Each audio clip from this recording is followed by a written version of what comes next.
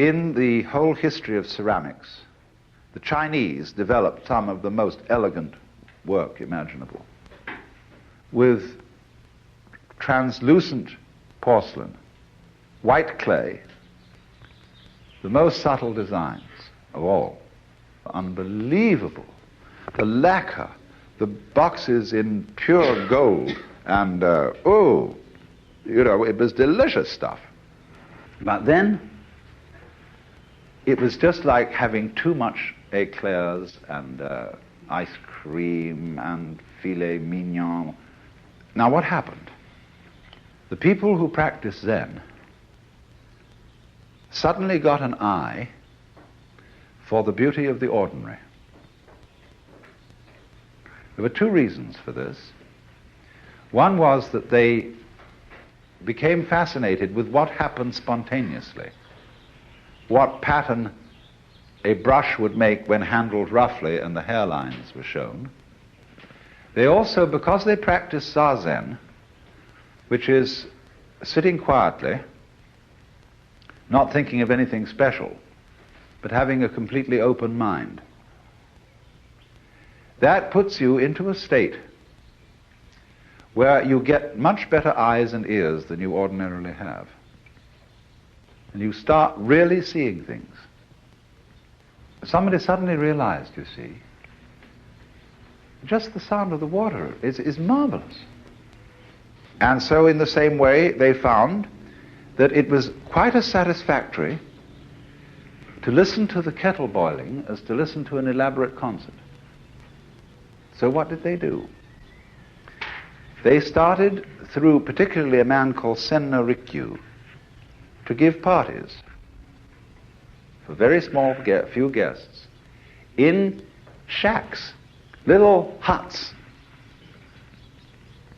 in the garden, made of very primitive materials, such as mud walls, and where they would go and sit, and out of the simplest utensils, carefully chosen by a superb artist, they would simply sit and enjoy the uncomplicated life. And so was born the tea ceremony. It was a going back to the primitive after people were sick of too much civilization.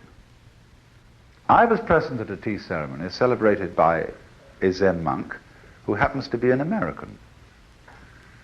And he is a man who has done a lot of mountaineering. And he has, therefore, with him at all times, the sort of equipment that you take on camping in the mountains, because he does a lot of climbing in Japan. And I said to him, won't you, this afternoon would be very nice to have the tea ceremony, and you did it once before here, and it was so pleasant. Would you serve it again? He said, yes, by all means. Before, he had served tea ceremony in the style that Zen monks do it, which is rather simple and direct and much more comfortable than all these well-educated ladies who are on tittering about it and are on tiptoe and nervous and hoping they won't make a mistake and all that kind of thing. It's just dreadful. So he suddenly came in with a small Primus stove. Set that down. Then he had an old paint pot which had inside it an aluminum mug. He set that down. He then proceeded to take the aluminum mug out, pour water into the paint pot, and set that on the Primus stove, but he ritually pumped up the Primus stove. He did everything in the style of tea ceremony, but this was a dirty old Primus stove. And suddenly the thing began to flame like the god Fudo, and he mixed the tea in the traditional way with the whisk, had all the perfect, lovely manners, handing us the aluminum cup.